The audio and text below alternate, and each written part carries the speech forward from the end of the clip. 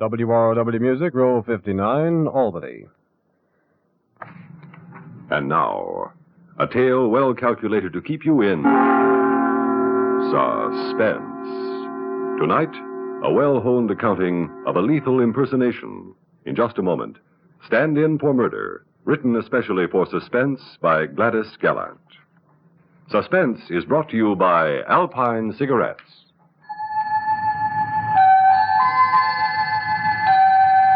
What's it like to smoke an Alpine? Well, it's like many fresh little things you enjoy. It's like the sight of water from a garden sprinkler sparkling in the sun. Like the breeze through a hammock in the shade of the trees. Like walking out of a stuffy house into the cool of the evening. That's what it's like to smoke an Alpine. Alpine is completely different from the sort of smoking you may be used to. Alpine has a kind of morning dew freshness to it. A clear, open, completely unmistakable kind of taste, pack after pack. If this sounds good to you, try Alpine Filter Cigarettes. There's something more to smoking with an Alpine cigarette.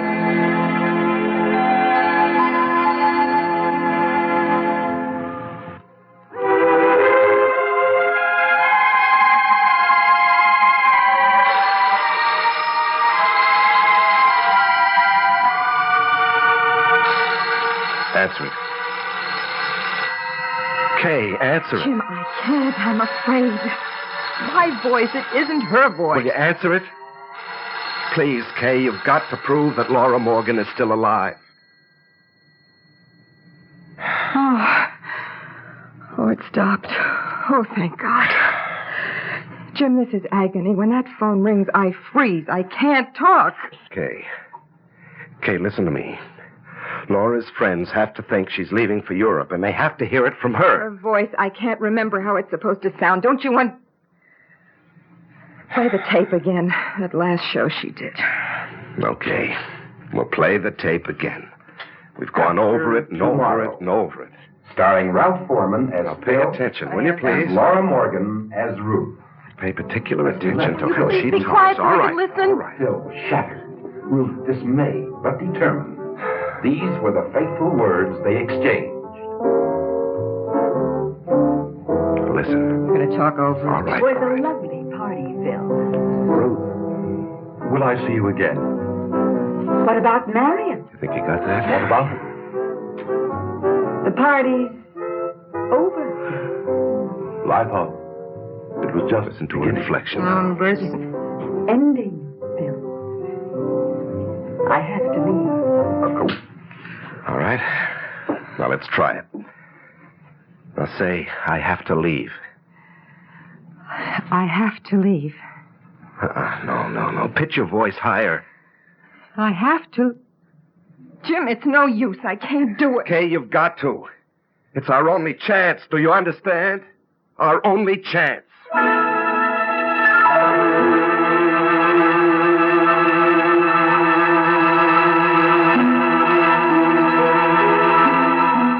I remember thinking this must be a kind of dream, a terrible nightmare. And when I awoke, everything would be just as it was before Jim asked me for a divorce. I would never agree.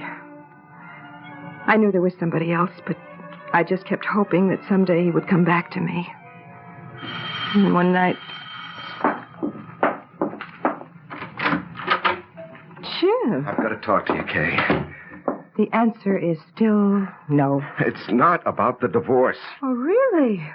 I suppose you just dropped in for a drink. Is that it? Well, that's Okay. very nice. It's like old times. Look, never mind about all No, that now. please, really, I insist. Oh, is it still on the rock? Kay, please. Just like us, Jim, huh? On the rock. I said never mind. Her name's Laura Morgan, isn't that right? You know, I heard we looked so much alike. Oh, yes, I could give you a detailed description. You know, people that talk and all that jazz. Okay, let up, will you? Laura Morgan, tall, blonde, sometime actress, but full-time girlfriend. What's this, your night out? Kay, stop it.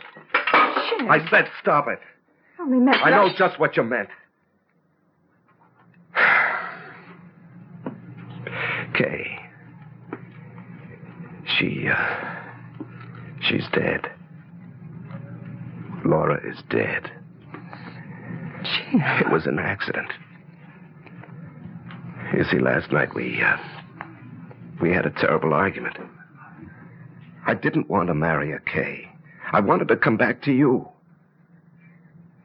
Well, she became hysterical. She pulled out a gun. I grabbed it from her. It went off. She's dead. Oh, Jimmy.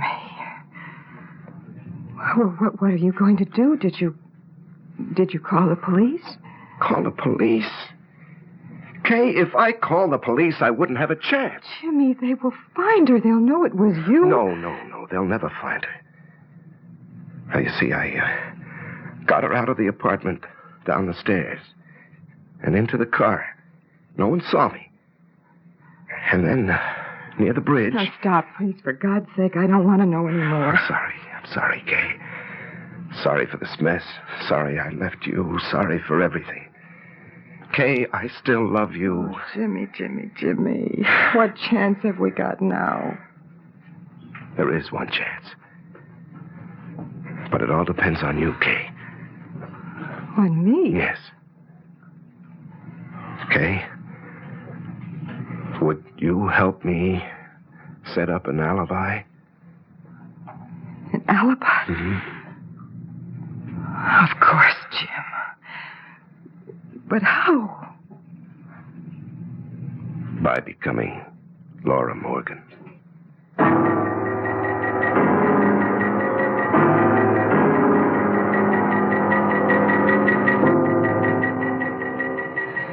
"12 hours later, in a two-room apartment on a quiet street in the West 60s, I became Laura Morgan. As Jim planned it, it would be for only a few days, just long enough to establish her existence. But those few days were a lifetime of terror. There was the constant ringing of the phone right from the start. And the trouble I had imitating her voice. Acting wasn't my line at all. Tomorrow. And Jim Starring playing Ralph that Foreman tape recorder so I could hear Laura's and voice Laura again Morgan. and again. Kay, you're just not getting it. Now, please, pay attention, huh? Right. All right, now we've got to get it right. Will you be quiet? All right, just These listen. were the fateful words they exchanged.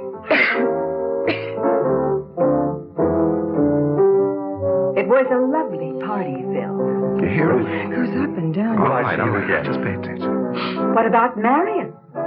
What about her? The party's over. The party. Well, I thought It doesn't. it was just Now, just beginning. listen. It's ending, Phil. You hear that? I have to leave. Of course. The phone is driving me crazy. All right, answer it. I'll take the tape off. No, let it ring. Don't be a fool, Kay. Answer it. Hello? Are you the lady in apartment 4A? Yes. What is it? I'm a reporter from the Daily Globe, miss. We'd like to ask you a few questions about the murder Wednesday night. My God, Jim. Who was it? What they want? A reporter from the Globe. He wanted to ask me about the murder Wednesday night. Murder? Wednesday night? Jim, Let please. it ring, let it ring. No, wait, pick it up. Jim, Go on, pick it up. Now say you're Laura Morgan and let him do the talking. Hello? This is the reporter from the Globe again. Are you the lady I was just talking to? Yes, this is Laura Morgan. We were disconnected. Now, about that murder, Miss Morgan. We understand you saw the killer's face as he passed you in the lobby. Why, I didn't see anything. Who was killed? Well, if you don't know, miss, then I guess you didn't see anything. Sorry to bother you. We were just checking all the tenants. Thank you.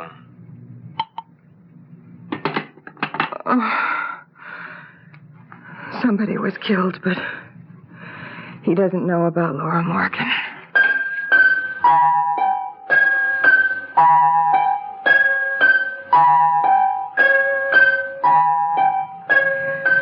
Somehow I'd carried it off. Somehow I went on to establish the fact that Laura Morgan was still alive. The next day, is the Jiffy Cleaning Service, Miss Morgan. Yes. What can I do for you? About that powder blue wool suit you sent back to us. Our very best men worked on it to get that spot out that you complained about, Miss Morgan. Oh, the spot. Yes. Did you get it out? Miss Morgan, if you go out of your way to look for it, there's still the faintest remains. Frankly, any more solvents and you'd wind up with a hole instead of a stain. But if you don't know it's there, it isn't. You know what I mean? It's the best we can do. So I'm sure it'll be good enough, Miss... You mean it'll be okay? The other day you nearly took my head off that it didn't come out right. Even when I explained there's just some things that you just Yes, don't... well, just send it right back today, please. Oh, yeah, sure. Right away, within the hour.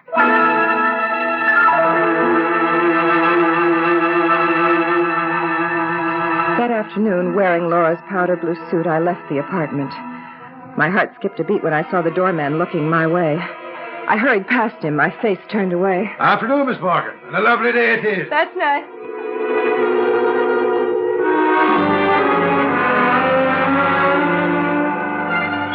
Jim's plan seemed to be working. To kill time, I went to a movie and then decided to walk home. It was a relief to be caught up in the anonymity of New York with its crush of people at 6 o'clock. I was just turning west on 64th Street when... Look out, lady!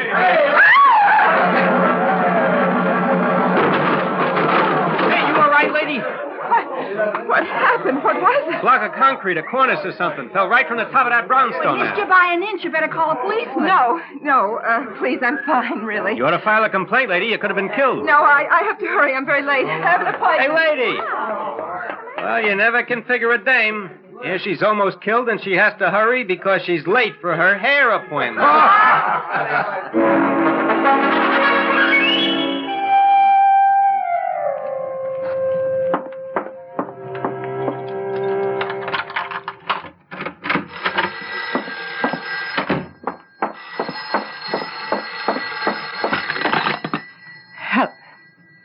Hello? Laura Morgan? Yes, this is Laura Morgan. Who is it? That concrete block that dropped a few minutes ago. Concrete block? What about it? I just want to tell you, that was no accident. No accident? No accident. Just a little warning, Miss Morgan. Who is this? What do you want? Who are you? Next time, we won't miss. If you say one word about the murder, you're dead. No.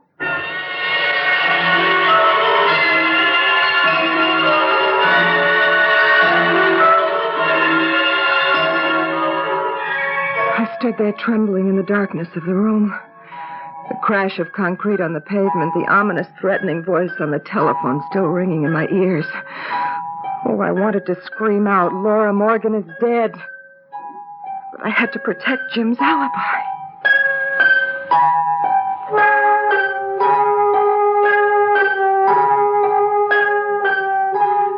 I tried not to panic. I asked myself, if I were Laura Morgan, what would I do? I would call the police and tell them someone was threatening to kill me. Why not? Jim would still be safe. He needed a live alibi, not a dead one. I reached for the phone.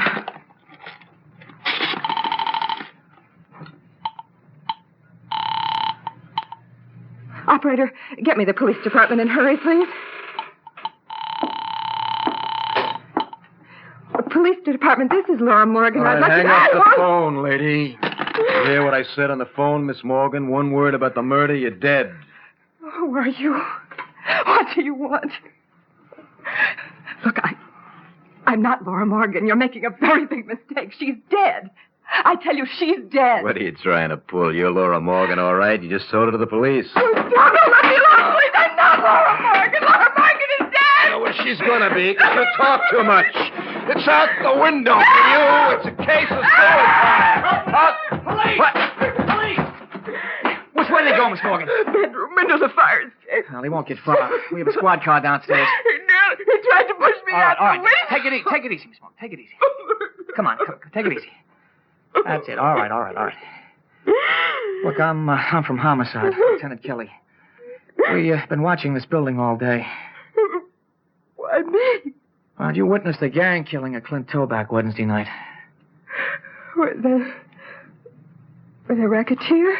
Yeah, your late neighbor. He was shot right in his lobby. The doorman said you were coming in when it happened. Well, were you? When it, well, that must have been just before it happened. Now, tell me, did you get a good look at the killer's face? Sorry, I really can't remember. There were several people past me in the lobby. No, I really didn't notice. He noticed you, all right. Where did you disappear to Wednesday night? We've been looking for you for 2 days, Miss Morgan. Yes, I know. It seems a lot of people were looking for me. Police and the newspapers. Oh, a killer. Oh, I'm getting out of here. Now, it's safer to stay put until we apprehend that killer, Miss Morgan. Stay here and take another chance of my life? Oh, no. Don't leave this apartment, Miss Morgan. If you do, you'll wind up as dead as your late hood neighbor, Clint Toback.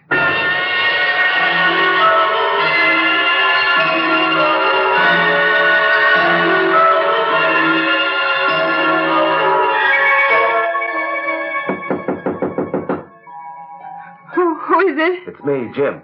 Oh, Jim. I got here as soon as I could. What happened, Kay? I couldn't make out what you were saying on the phone. My God, you look awful. Someone tried to kill me. What? I was almost killed. All right. Now, who? I don't understand. Laura Morgan witnessed a murder right here in this lobby Wednesday night. Did she say anything to you about it? Oh, we had other things to talk about. The killer is after her, even if she didn't see his face, if he thinks she can identify him. Even if she didn't know. All right. Now, look, you've got to get out of here, Kay. Now, you start packing. I'll try to get you on a plane tomorrow night. Now, wait a minute. The police said I can't go anywhere until they catch the killer. Police? They said I'd be safer here. They're watching this building. Police? Kay, are you out of your mind and you get me over here? Jim, I had to. Don't you see? You've got to tell them the truth. Now you've got to tell them Laura Morgan is dead. Tell them? Why, and ruin my life, our life, Kay? Jim, what is the matter with you? You didn't commit murder. It was an accident. The police will understand that. Oh, sure. I'm sure they'll be very understanding. Jim, don't you see? If you tell the police, it will be in the papers, on the news broadcast. Don't you understand? Then nobody will try to kill Laura Morgan if she's already dead. Oh, I see one thing. I've got to get out of here and fast. What? Police, Miss Morgan. Just remember you're Laura Morgan. As long as they believe that, we can get away. I had a report a man was seen coming up here. Oh, yes. That was just a friend, Lieutenant. Oh, please, won't you come in? Yeah, thanks. This is Mr. Benson, Lieutenant. Benson? Jim Benson. Miss Morgan tells me she's been having some trouble, Lieutenant. Yeah, quite a bit of trouble, Mr. Benson. Miss Morgan, I'm afraid I have to tell you there's more trouble. What do you mean? Well, there seems to be some question about your identity.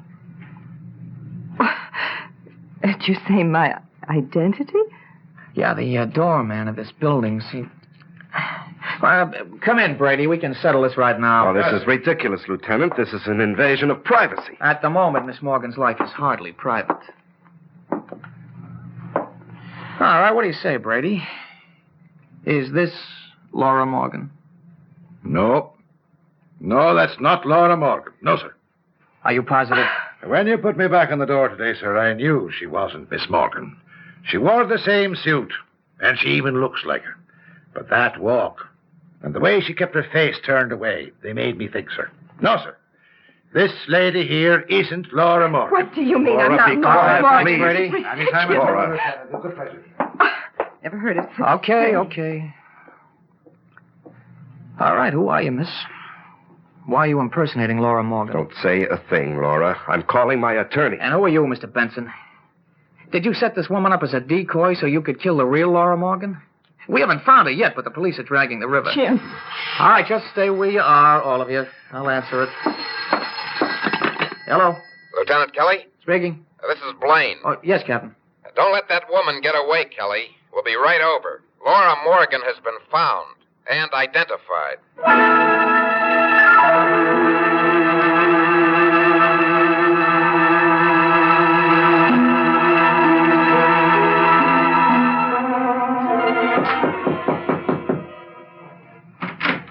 Oh, come on in, Captain. This the woman, Kelly? Well, this is the lady who says she's Laura Morgan, Captain. It's very interesting. And the man? I'm Jim Benson.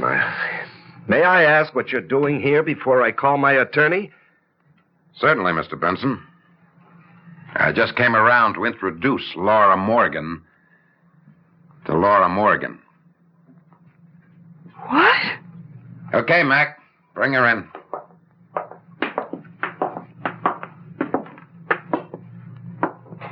Miss Morgan, meet the real Laura Morgan.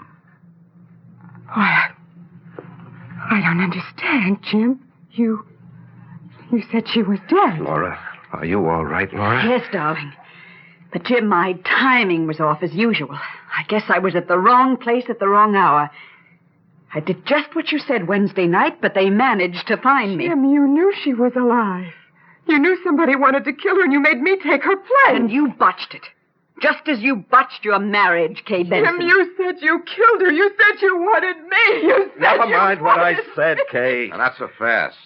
We want to know exactly what you said, Mr. Benson. God, you wanted me to be killed. You wanted me to be killed so you could marry her. I begged you. I pleaded with you for a divorce, Kay. And when she wouldn't give it to you, you set your wife up as a target for Laura Morgan's killer. Oh, Jim, how could you... Take him to headquarters, Kelly. This is really one for the books. A stand-in for murder.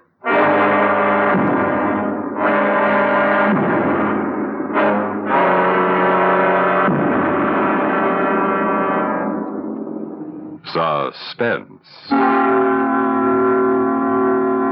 You have been listening to Stand In for Murder, starring Teri Keane and Larry Haines, and written especially for Suspense by Gladys F. Gallant.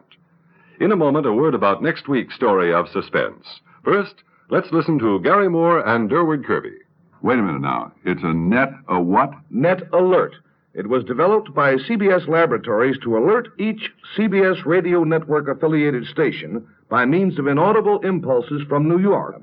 Now, these impulses, in turn, activate certain electronic equipment in the affiliate studios and tell them that CBS Radio is about to break in with an important message. When CBS News scoops all other media on a story, as often happens, pardon the bragging, but it's true, a technician in New York dials a number on something that looks like your telephone dial.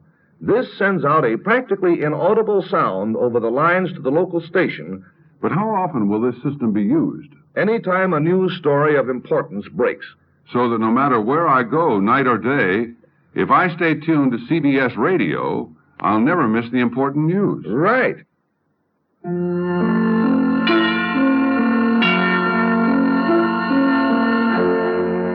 Suspense is produced and directed by Fred Hendrickson. Music supervision by Ethel Huber. Heard in tonight's story were Claire Neeson, Ivor Francis, Bob Reddick, Tony Darnay, Bill Lipton, Jack Grimes, and Joseph Julian. Listen again next week when we return with Formula for Death, written by Jonathan Bundy. Another tale well calculated to keep you in suspense.